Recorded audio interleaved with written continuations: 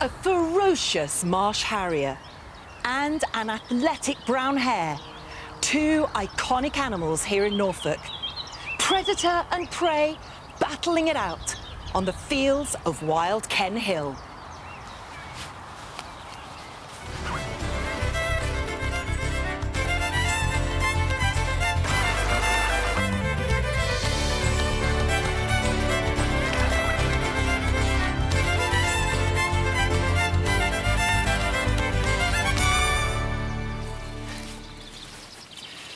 Hello!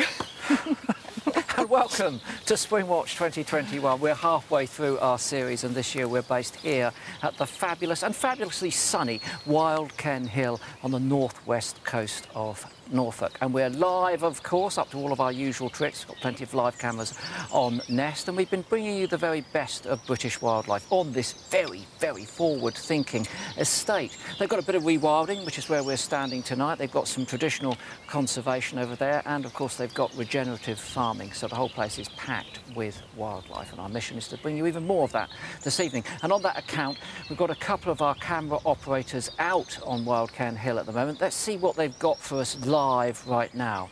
Well, there's a marsh harrier sat there, look, perched in a tree. They've been very busy here, those harriers, over the last few hours out scouring the fields for, yes, well, not these are the adults, but for the young of these brown hares, they're leverets. Lovely to see those animals though in the evening light. And there are so many brown hares here at Wild Ken, aren't there? So many brown hares, and we've also had loads of views of the marsh harriers. I mean, we see them most evenings, don't we? Very, very special indeed. Let's have a look at our live cameras, the nests. We've got a fantastic variety of nests for you this year, and I know many of you enjoy watching them on the website all day. I mean, what have we got? Just top line, we've got kestrel, buzzard, swallow, and amongst the others, grey partridge, wagtail. But as we were saying yesterday, this must be the first Springwatch that Chris and I have done that we've not had a blue tit nest. And unfortunately, as we told you last night, we did have one, but it failed. And that's because of the timing of spring this year and the timing of the oak trees and the leaves and the caterpillars and the hatching of It was a phenological mismatch, was the terminology that we used last night. That's exactly what it is. It was a mismatch of timings, basically. And after we did that, loads of you got in contact on social media and told us that you'd experienced exactly the same thing, a failed blue tit nest this year. Fortunately, some of you said, actually, your blue tits were doing okay. So at least some are around the country. And we showed this picture last night, which was from Melissa Collum from London. 18 chicks in her nest box, which is a phenomenal number of chicks in any year, let alone this year. But we asked Melissa to let us know how her chicks were doing, and she sent us this picture. It is of an empty nest box. So was that a fledge or was it a fail? Well, I'm pleased to tell you it's a good start to the show today because they all fledged. All 18 of them fledged. Go on. I've got my suspicious face You on. have indeed. Well, I can't see a single female blue tit laying 18 eggs, so I think this was egg dumping, or two females laying eggs into the same nest, maybe taking it in terms to incubate them, and certainly both providing for those 18 youngsters. Well, I think you're probably right, but I still think it's amazing that in some parts of the country, you know, they couldn't even keep any of the chicks alive. And even if it's two females, they've managed to find enough food in that garden in London to feed 18 and get them successfully fledging. You know, it's a positive story, isn't it? At the end of the show, I also put a challenge out there and I asked you all to go and look for tortoiseshell butterflies, which is one of the creatures to look out for on our spring watch list that is on our website. There's numerous things that we've asked you to look for, and you didn't disappoint, I'm pleased to say. You sent some pictures in. These are the tortoiseshell butterflies. They're fairly common at this time of year, they're widespread, so easy to see because you can see they're very colourful butterflies, so thank you very much for sending those in. And if you want another challenge, check out the website and see what else you can look out for. OK, whilst we're on butterflies and therefore caterpillars, what about larvae? Claire Derbyshire, who lives in Cheshire, sent us this. These are the larvae of the pine sawfly. And this isn't speeded up, but look at what they're doing. They're flicking their heads in unison. We spoke to Gavin Broad at the Natural History Museum, who's an expert in these things, and he told us they're probably reacting to the attention of a parasitic wasp. Now, pine sawflies are essentially, well, potentially a pest of pine trees. They can defoliate them by eating all of the needles. So what controls their population?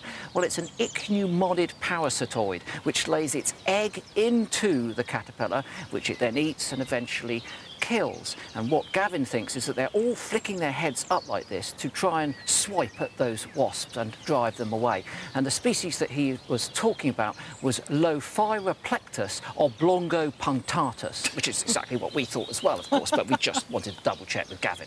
I love it though, it's like a Mexican wave, isn't it? Do you remember those days when we all went to the stadium to watch football, rugby and cricket and we did the Mexican wave?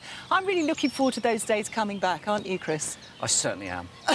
You look a little bit sarcastic there. My stadium days are over. Now, Chris and I may be here in Norfolk, but Gillian and Yolo are spread out across the UK, and Gillian's been over in Northern Ireland. This is what she's been up to. She takes to the waters of Strangford Lough to take part in a seabird survey counting cormorant nests. Now, yesterday I told you that we'd be bringing you an update on the Allerdale wildcat breeding project. Last week we told you we had one kitten. Well, we were wrong. We have more than one kitten. Have a look at these two little beauties. Look at that. There's the one, and then another one pops its head out. There will be people melting in front of their television screens right across the land. And later on, I will have even more good news for you.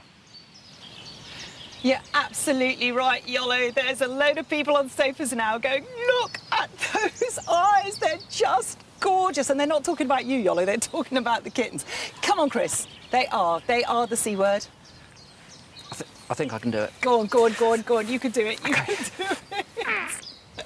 They're cute. They're cute. They are without doubt cute, and we'll be seeing more of them later in the show. It's a good start to the show today because we've got more good news for you with one of our nests. It's the pied wagtail. Let's take a look.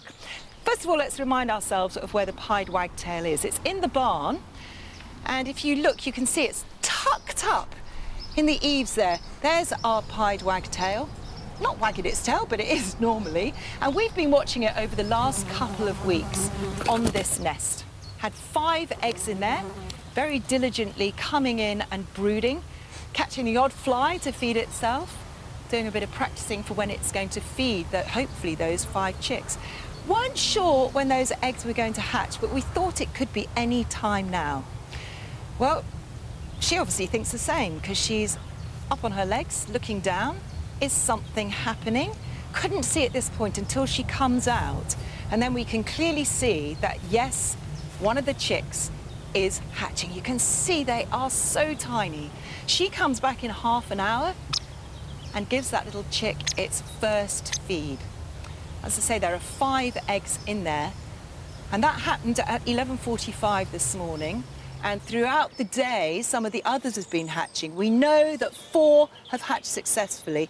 We can't see the 5th one because it's right tucked down. Let's have a look. Well, shall we have a look at live? Maybe Yeah. we can see it now. I've got a suspicion the adult's going to be on. This is the female. And if we zoom in, oh, the adult's off the... Oh, look at them, Chris. How many are in there? So difficult to tell. Hold on. I mean, at this age, they're just little balls of fluff, aren't they? But as I say, we know that 4 hatched today, and hopefully a 5th one did as well. So a nice story to start off with. Excellent. So the pied wagtails are making progress, which is really good. What about our sedge warblers? We showed you these birds last night. We had a nest out in the reeds, which is their typical habitat. Sedge warblers, sub-Saharan migrants, come all the way back here to breed. They normally have just the one brood. We had 5 in the nest, and the adults were provisioning them with an enormous abundance of invertebrates. Here, look, small red damselflies going in a treat. But sometime during the night, I'm afraid, they seem to come to an end. Let's go live to the nest now I'm afraid it's empty. Now, those youngsters were perhaps 8 or 9 days old, and from 7 days, they can erupt from the nest if they're disturbed by a potential predator. They can, in fact... Semi-fledge. Semi-fledge, as my colleague says. But we did go down and have a look around in the reeds. We couldn't find any of them, so we are rather thinking that it has been predated. What could have been the culprit, I wonder? Well, that nest was just a few metres away from the chiffchaff's nest, which we'd previously seen predated by a brown rat. And what we know from previous studies, one in Poland, 2002, published in Biologica, was that up to 44% of these nests fail, which is a staggering number when you think about it. And of course, they might try and breed again, but very sadly, that same study showed that if they try again, it's not very often successful. So it's a long way to come and fail. But also, what about this?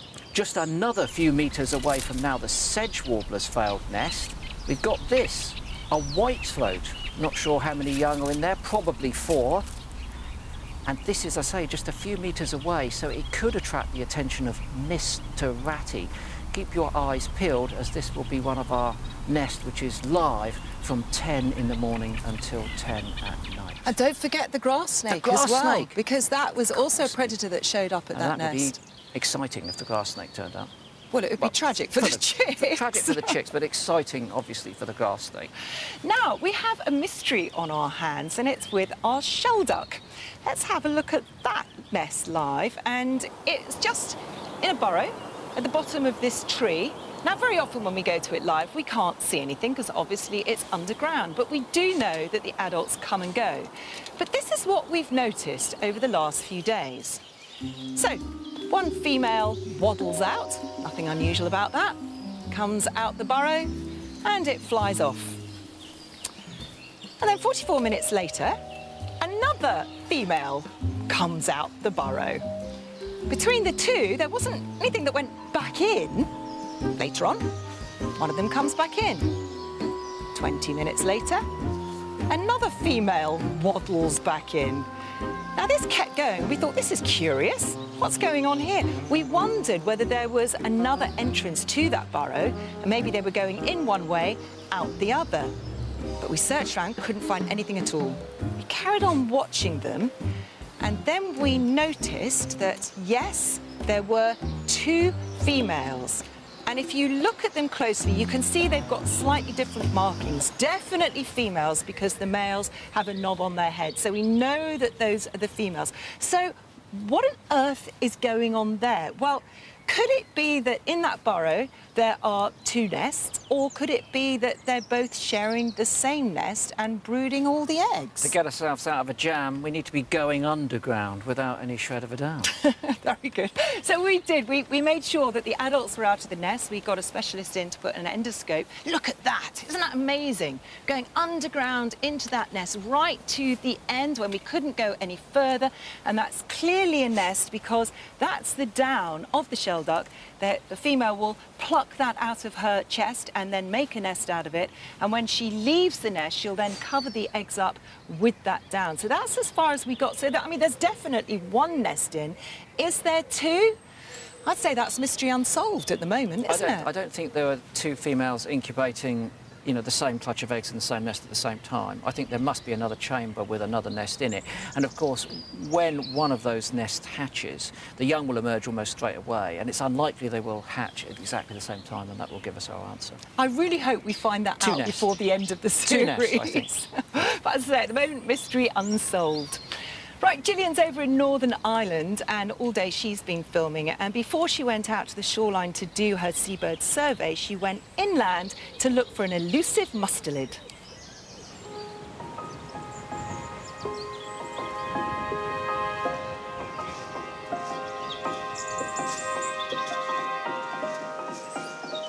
I've travelled to South Armagh to the Ring of Gullion, an area of outstanding natural beauty with an ancient volcano at its heart. And in these woods hide some of Northern Ireland's most mysterious mammals. The pine marten.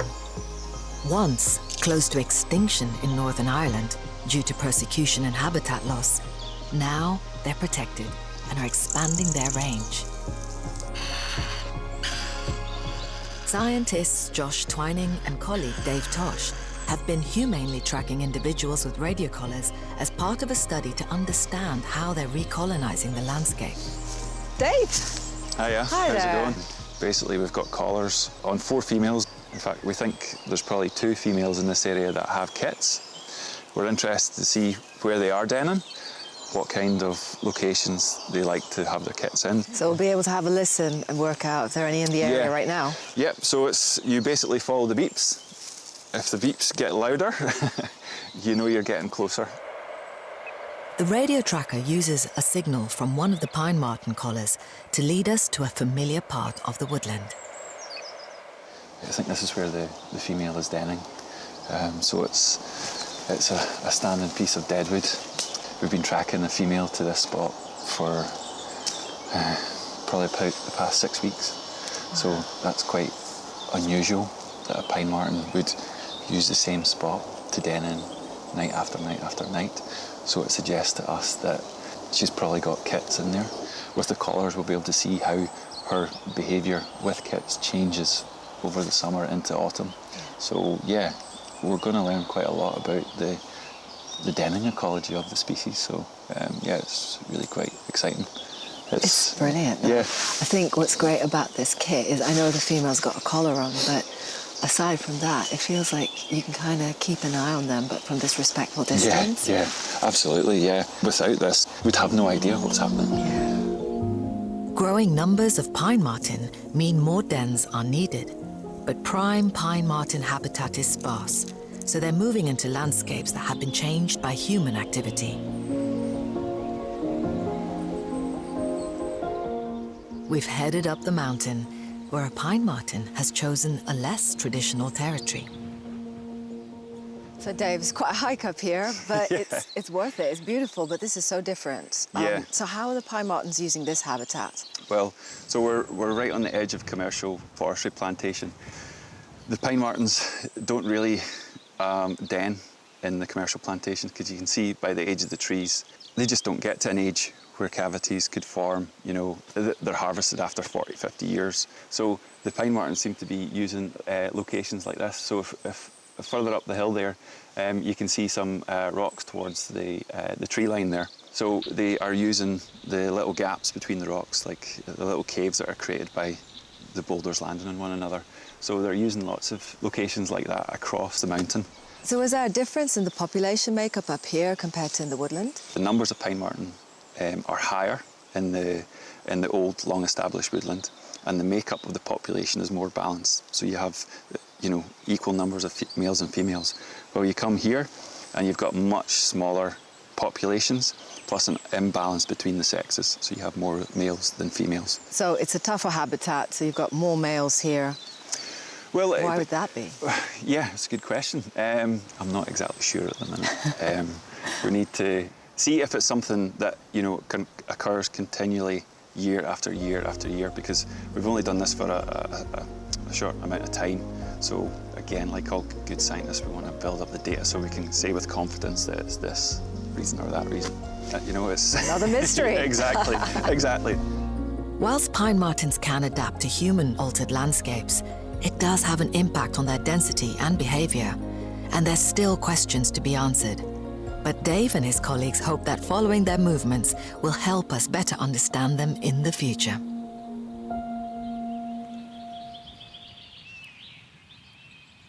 So nice to see that pine martens are doing well in Northern Ireland. And it's all good news at the moment when it comes to pine marten, because in Wales, the Vincent Wildlife Trust had a relocation programme that we filmed here on the watches, and that's going well. There have been reintroduction schemes in the south of England. Those are going well. The population's expanding from Scotland and the north of England south, and I don't think it'll be very long before all of these populations join up once more. Now, I'm up here in the beautiful Allerdale Wilderness Reserve in the north of Scotland, and if I was to carry on about 40 miles northwest of here, I would arrive at Hander Island. It's only a 10-minute journey by boat. It's only 1 mile squared. It's managed by the Scottish Wildlife Trust, but for wildlife, it's a completely different world. Beautiful beaches, rocky shores, great place to see otters. Lots of otters out there, plenty of food for the otters. plenty of fish for them. Also gulls, omnivores, of course, various species of gulls. This one's a lesser blackback gull trying to deal with a crab. And there's moorland there, rushing moorland, heather moorland. And unusually for these seabird islands, there's a small population of red grouse on there as well. Not what you expect on a seabird island, because it's all about the seabirds. Almost 100,000 seabirds there, nesting on these sheer cliffs. Beautiful place. It really is absolutely stunning. Now, at the moment, there are 6 people living on there. They're looking after not just the wildlife, but also visitors too. And one of them, Johnny Rolt, in his spare time has been filming the wildlife. It was his footage you saw there. And we're going to share his footage with you throughout this series. So because we're going to go back to Hand Island several times, I thought it'd be interesting just to have a closer look at some of the characters we're going to be looking at in more detail. And we'll start with everyone's favourite seabird, the puffin. Very familiar, I think, to all of us, isn't it? That lovely black and white bird with that huge, colourful bill, nesting in burrows, either rabbit burrows or burrows they dig out themselves. And of course, they're very much an island bird. They feel safe on these islands because there are no rats or cats, there are no stoats, weasels or foxes on there. It's true, isn't it? Everybody loves a puffin. Couple more auks for you now, and we'll start with the commonest of them, the guillemot. This is quite a slim auk. It's got a long pointed bill. It's kind of chocolatey colour and a bit of white on it as well. And these are the ones you see nesting in their hundreds, sometimes their thousands on small ledges. And their close cousin, very similar looking bird, it's the razorbill. But it has this stocky bill with a white mark on it. And these tend to nest in scattered pairs here and there along the cliffs, nowhere near as numerous as guillemots. And now we come to a Handa Island speciality, a brute of a bird, the great skua. Huge brown bird that looks a lot like a buzzard with that fierce looking bill. They're kleptoparasites, which means that they harass seabirds, get them to drop their fish and eat them, but they will also kill and eat small auks like puffins. And these are seen in places like North and West Scotland, also Northern Ireland, where they breed in the summer. Cracking looking birds, and as I say, a real Handa Island speciality. And you should look out for a lot of these birds if you live anywhere near the coast or you're visiting the coast. Of course, there are seabird islands all around the UK, in Wales, Skoma, Stockholm, Bardsey, Farne Islands up in the northeast, and Scotland has got innumerable number of them. And we'll be popping back to Handa Island several times over the next week and a half. From the coast now to the inner city. And Penny Mettle is very passionate about her local park, Warwick Gardens in Peckham. And that passion is equalled only by her love of the tiny creatures that live there.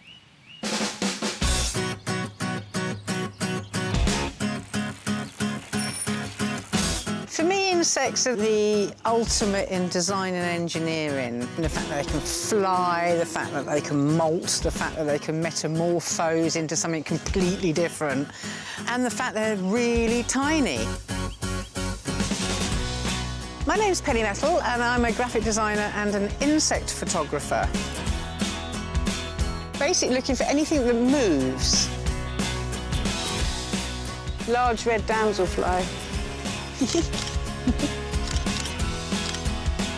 And then when you get into photograph, and then when you start seeing them close up, you realise how beautiful they all are. Oh, yes, look at that. That's what I was hoping for.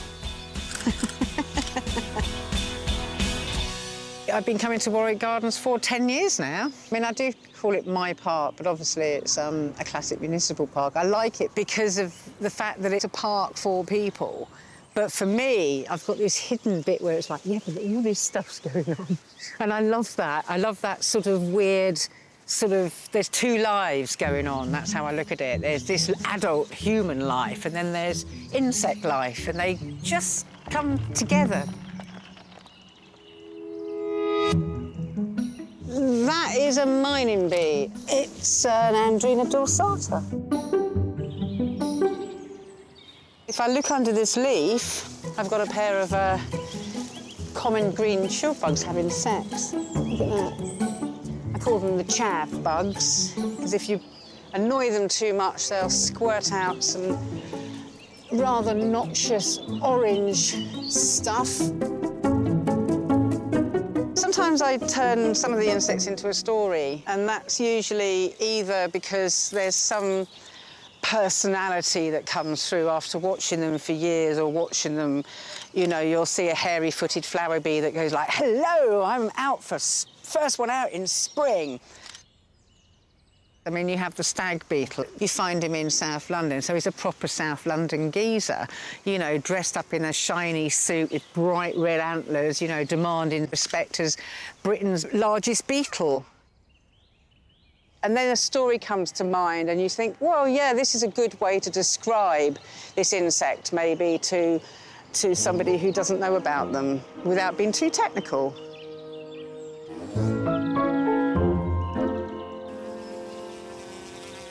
Oh, look over there. There is the fly who looks like a dog. So she's a thick-headed fly from the conopid family. She's called Myopa. We don't know which Myopa she is, but she's actually quite ugly. She is a favourite of mine, and I'm always really pleased to see her. What keeps me coming back is actually two things. I want to see that my insects are still thriving, and I also want to see if there's anything new that's arrived. And every year there is something.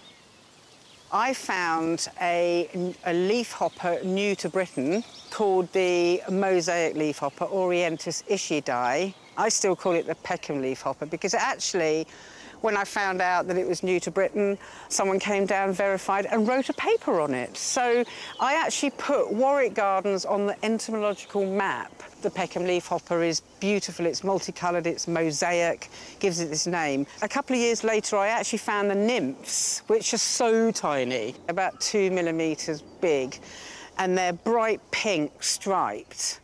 And they've got this attitude, and they sort of do this and squirt a bit of liquid out you. Proper punk rock attitude. I love them. It's like looking for the nymphs.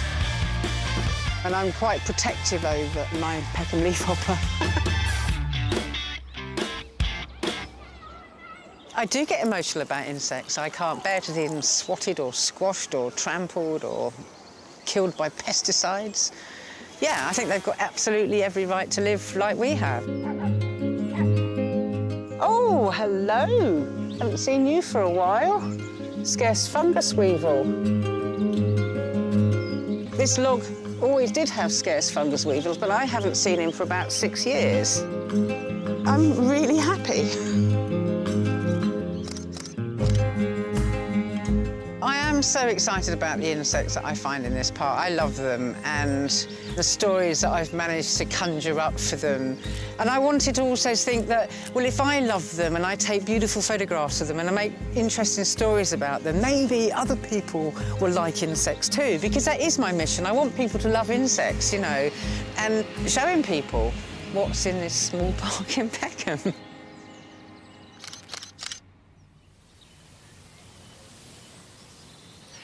Don't you just love Penny's passion? And that passion and dedication led to her recording 555 species in Warwick Garden. And she's published them all her photographs, in this fabulous book. And the pictures inside, I mean, they're really brilliant pictures. And it makes you just have a new appreciation for insects. I absolutely love that book. We may have an appreciation, but we do know that insect numbers have collapsed in recent years.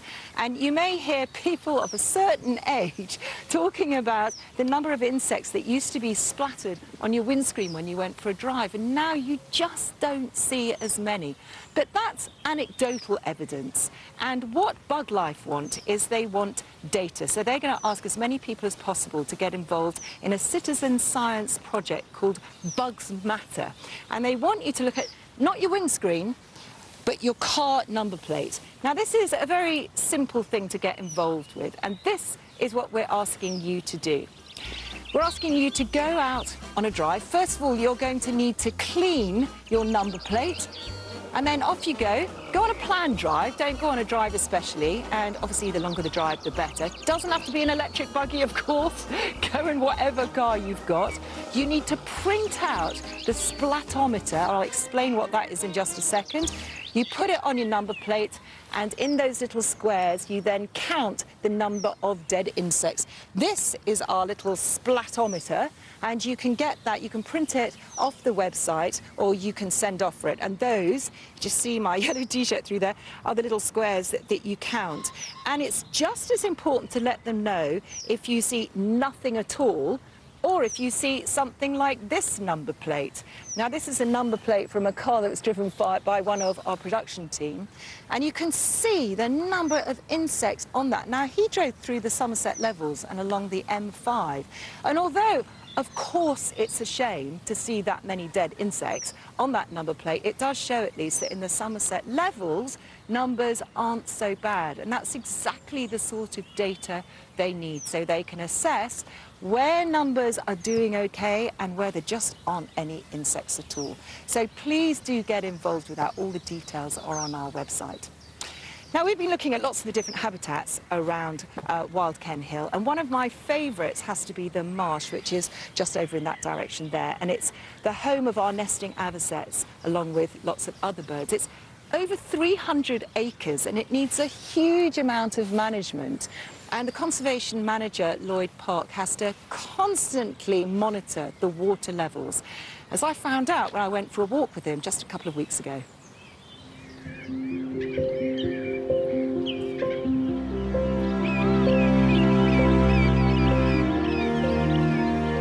Lloyd, this really is an amazing area. What was it before? So it was still marshland of sort, but it was marshland that stayed wet in the winter for a short period of time and dried out in the spring and summer, so not very good for a lot of the wildlife that we actually wanted here. We've undertaken a project to redevelop this whole area in order to be able to hold water back and create these marshes that you see today. So we've got a mosaic of different habitats across here for all the different bird species that we want to try and encourage. So all of these birds that we're enjoying, none of them were here before you did this management? Not a lot of them. There will be a few things like lapwings breeding each year, but the numbers have shot up astronomically in the response to the work that we've done. So once you made it into the site that we're seeing now, what were the first birds that made the most of it? The one that's the real noticeable is avocet. So avocets are quite fickle. They go for habitats that have been newly managed. They like that. But actually the numbers of oyster catchers, lapwings and redshanks have all increased with the work that we've done. There are so many nests on here at the moment. Can we sort of have a look at one? Yeah, let's go and try and have a look. Just go carefully, because this is where there's been a lapwing just sat just in front of us. If we... Oh my gosh. Yeah, just there. That is crazy. Look at that. Is that actually a nest? That's a lapwing nest. So that's a lapwing nest with 4 lovely warm eggs. So, my yeah. goodness, that's vulnerable, isn't it? It is indeed, yeah. Shall we carry on and leave her to get back on the nest? I guess we shouldn't disturb it for long, should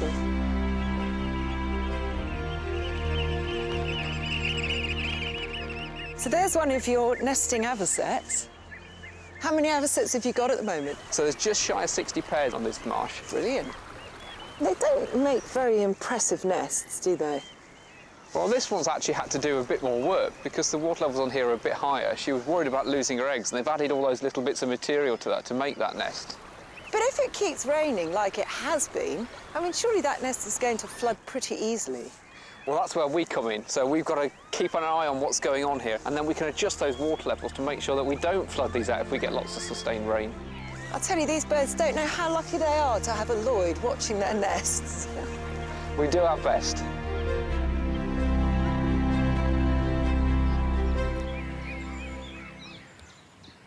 What can I say? Top work by Lloyd and his team here at Wild Ken Hill. Really, really good work, improving the lives of those avocets. But also another species you saw there, the lapwing, which is a farmland bird that's been in terrible decline. Now, the wetlands you see behind me will provide them with plenty of food throughout the course of the winter. Some might stay to breed here, but some move away onto the farmland.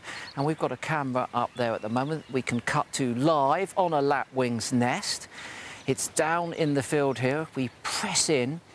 Now, the reason they've chosen to move to the farmland is they like to nest in very open habitats. They want to be able to look all the way around so that they can see any potential predators approaching. And I'm afraid we've only got the backside of a lapwing there, but we've been watching these birds for a little while. There you can see that camera again, and they're sharing the habitat with other birds of open spaces like the lark there. Now, they start to lay their eggs in March, and they invariably lay a clutch of 4 eggs. And what's interesting about those eggs is that they are very big. Each egg is up to 11% of the female's body mass. So by the time she's completed that clutch of 4, that's nearly 50% of her body mass. She's putting a lot of investment into those eggs. Why would she want to do that?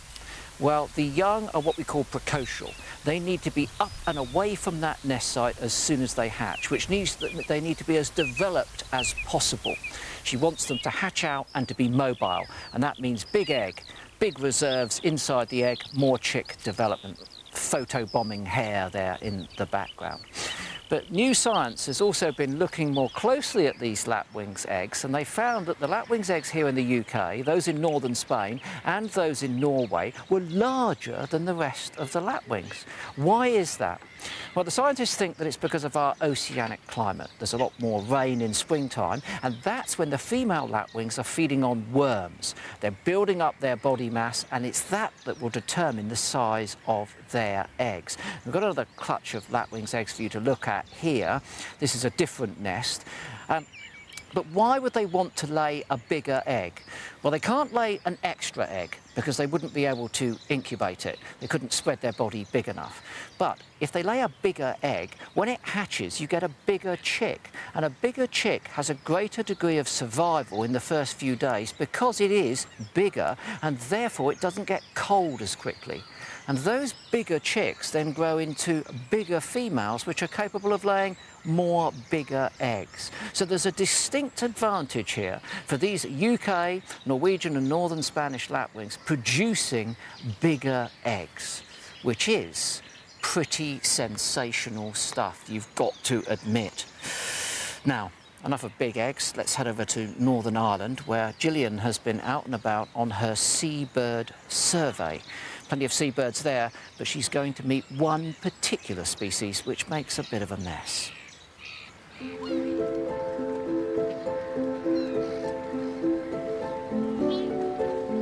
I've travelled down the shoreline of Strangford Lough to join a seabird survey, headed up by Hugh Thurgate from the National Trust. So Hugh, tell me what we're going to be doing today. Well, today we're going to count the cormorant colony principally. The Strangford Lough attracts breeding seabirds because it has multiple islands in a relatively secure environment that's protected from the major elements. So it's a secure place to nest. We're setting sail to a nesting site for both cormorants and herring gulls, Bird Island. The team here are fully licensed to count the nests and have a technique to keep track. So you've got this penne pasta twist, and only the best costs 87p a kilogram, I think it was. And you'll place that pasta on the rim of the nest, and basically the idea behind it is it's to make sure we don't double count. As we move up the island, the cormorants take to the air, exposing the nests. It's unavoidable to disturb the birds off their nests, and the whole colony is lifted off. It's the only way, though, to be able to come here, monitor how many nests are here year on year, and the whole thing, all in all, from landing to leaving, will take about an hour. With the all-important pasta in hand, crucial counting can begin.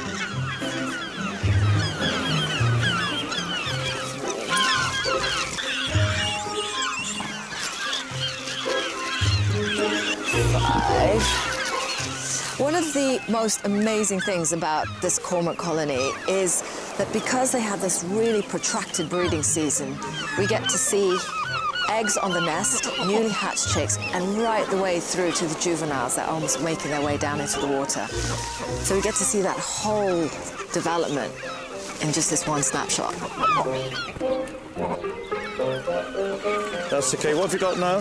That's 7. That's all good. Yeah. Just out of interest, how many do you think Oh my God. we counted? Just Honestly, I'm guessing there would be about 17 nests. It's interesting because I probably would have given the same answer, but we Yeah. actually counted 187.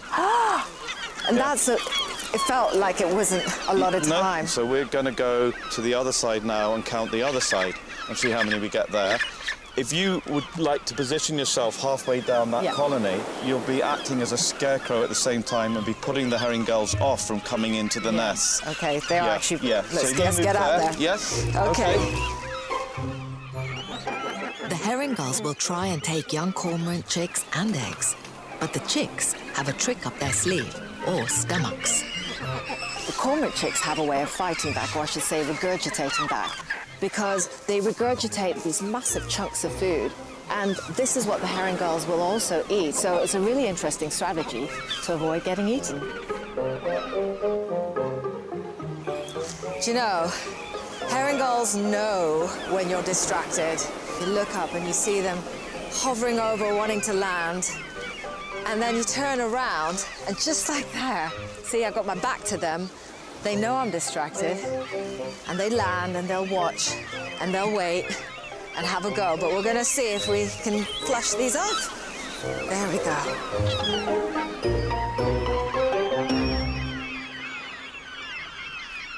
So you're happy with that? Yeah, that was good. Total was 370. The year before that, we were something like 350. Okay. This year, we're 370. And so the population seems to be relatively stable on Strangford Lough around that 330 to 370 mark.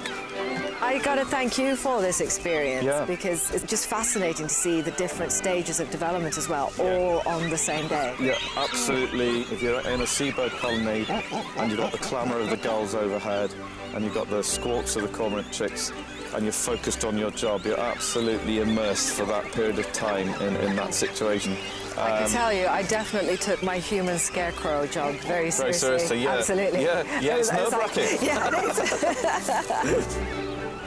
As we depart, the adults return to their young, and the island belongs to the birds once again.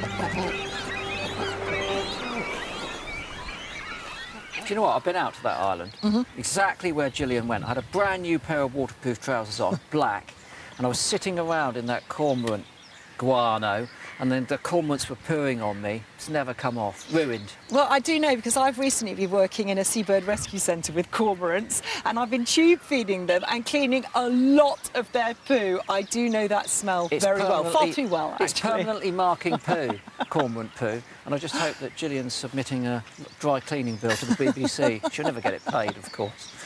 Now, of all the birds we've been looking at here, we're always drawn, of course, to the raptors. We've got our kestrels, we've got our buzzards, but another species that we've been looking at and very fortunate to see have been our marsh harriers. There are 3 pairs nesting here at Wild Ken Hill. And they've had a checkered history over the last couple of hundred years in the UK. They were ruthlessly persecuted in the 19th century and disappeared entirely at the end of that. Then they came back and their numbers built up. Then they got hit by habitat loss and pesticides that were thinning their eggshells, so they disappeared almost again, down to 1 pair in the 1970s. Now they're up to 400 pairs, which is great news. And as I say, we've been very fortunate to see them here. And we're about to show you a sequence of a marsh harrier hunting. Now, they typically go out looking for small birds, frogs and small mammals. And amongst those small mammals, one thing that they will be finding here, because there's such an abundance of them, are small brown hares in the form of leverets. So here is a remarkable self-contained story of life and death with a marsh harrier hunting for leverets. Have a look at this.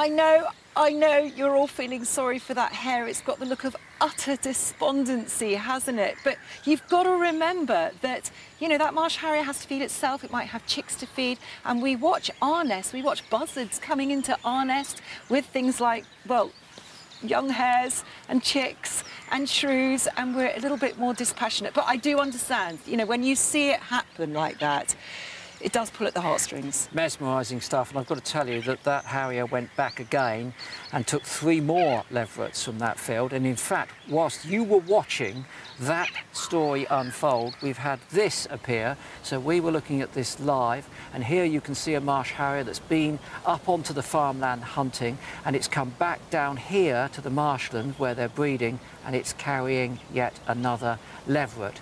But look, I know we're losing these leverets here, but there is an enormous abundance of brown hares here at Wild Ken Hill, so there's no threat to their numbers for sure. Amazing that we got that live though, hey? Amazing. Amazing stuff. OK, so from marsh harriers to another very charismatic British bird, and one of the crow family. Now you think of crows as being rooks and jackdaws and maybe ravens, all black birds, but what about this one? It's black, but it's got a bright red beak and bright red feet. It's the chough.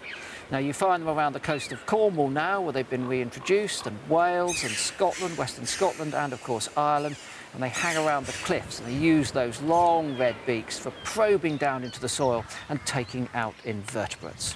And conservationist Tony Cross, who's passionate about choughs, last year, 2020, in the spring, put up some artificial nest boxes around the coast of Wales, and he allowed us to put our cameras inside one of them so we could get a unique glimpse of a breeding pair.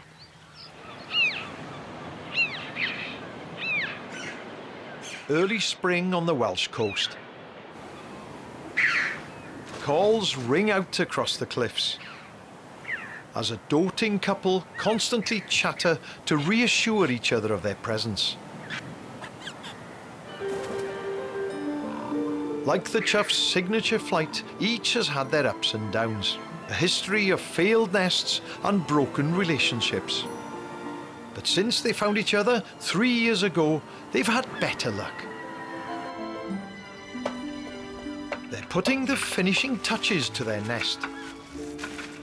And to hold the precious cargo, it needs an extra special lining, something choughs have been known to fly miles to find.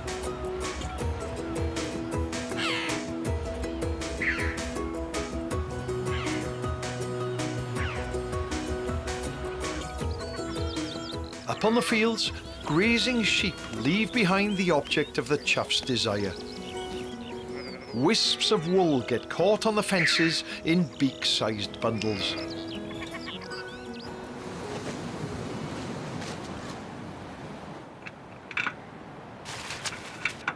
The male is first to bring home this golden fleece. Chough nests have a deep cup to hold the eggs, and he pushes it down into every nook. Outside, the female waits patiently for her turn. Females normally take care of this final stage. This is a role reversal, and he's taking his time.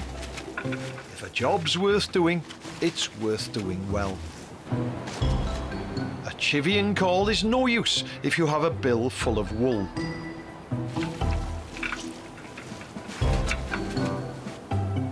So, in the end, she retreats to wait it out in the sun.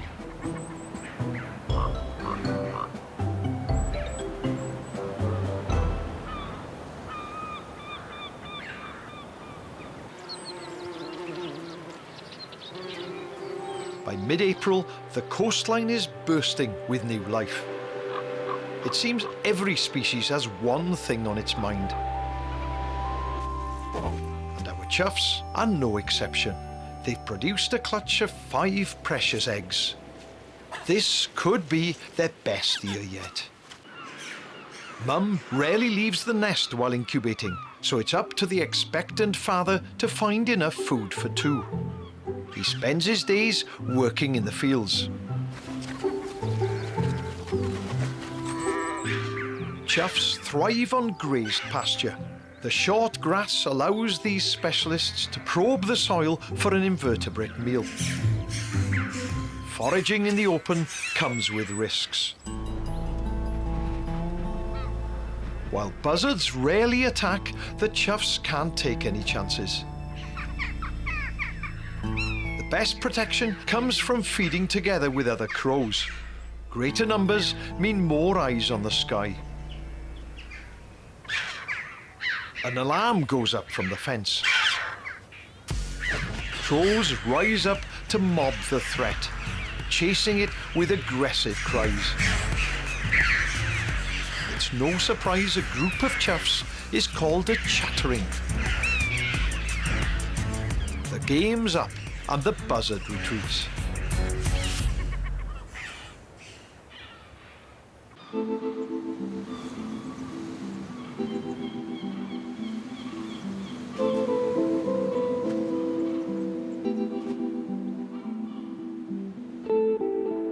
The female is turning the eggs to ensure an even incubation. Outside, there's a familiar call. Dad's back, and it's her cue to venture out.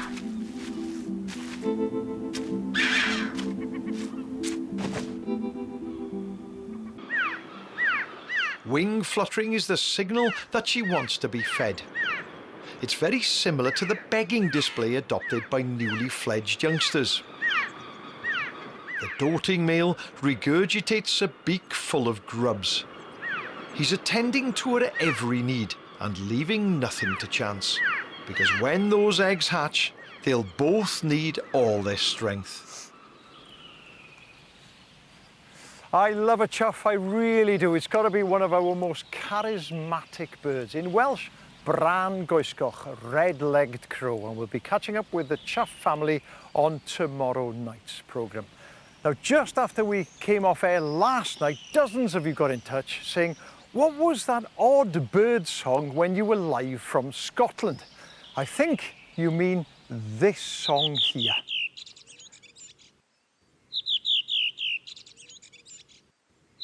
That lovely kind of a descending song. What was that bird? Well, it was a bird I mentioned last week. It was a singing male redwing. Yes, indeed, we have redwing here.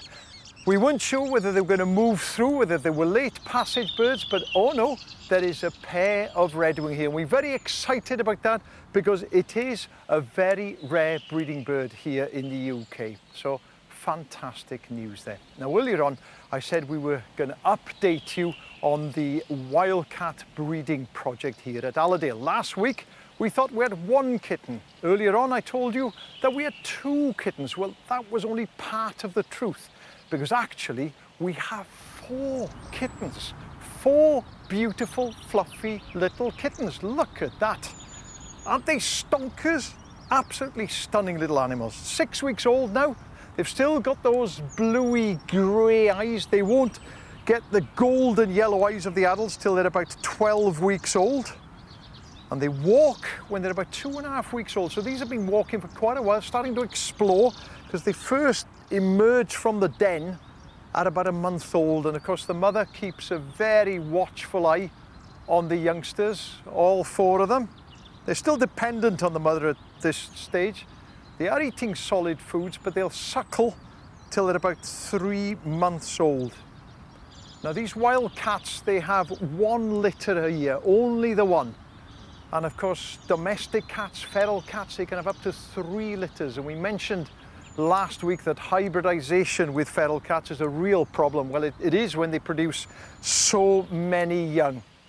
Aren't they beautiful? Absolutely stunning little animals. And this is the 4th year in a row that they produced kittens here at Allerdale. And that is a huge boost to this animal. It really, really is. And we'll be keeping a wary eye on them, and we will be bringing you updates throughout the series.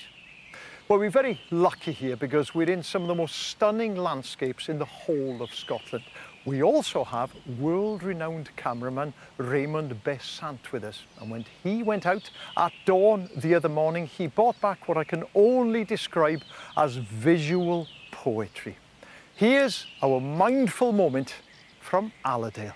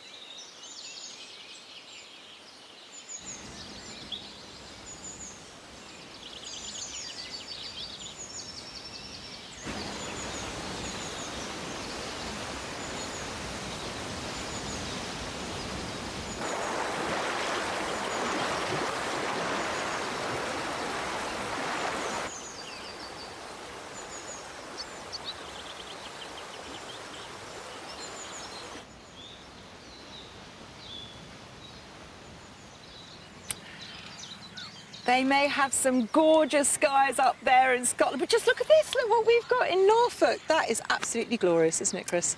It is glorious, it is glorious. What's also glorious is that our lapwing has turned around. Let's go live to our lapwing's nest now. We can finish with this one. Oh, come on. I need the Look sunset at behind the crest. Look at the hairdo.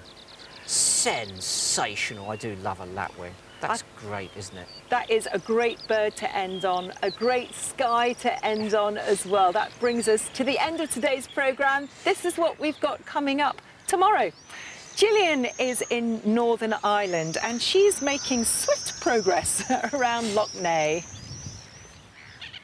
I'll be bringing you an update from the seabird oasis that is Handa Island. And we'll also be heading out into the Bristol Channel to dive beneath the waters of the Isle of Lundy, catching up with some of the seals there. But that's all we've got time for tonight, so if you want to keep up to date with what's happening on those birds' nests, the live cameras are there from 10 in the morning until 10 at night. We'd love to hear what you're out and about looking at, so do communicate with us on Facebook, Twitter or Instagram. And tomorrow, 1 o'clock in the afternoon, Michaela will be joining Hannah Stitfall for our Facebook Live. No, an Instagram Live. An Instagram Live. Then you can ask them questions. Please try and catch them out. It'd be absolutely sensational if you could.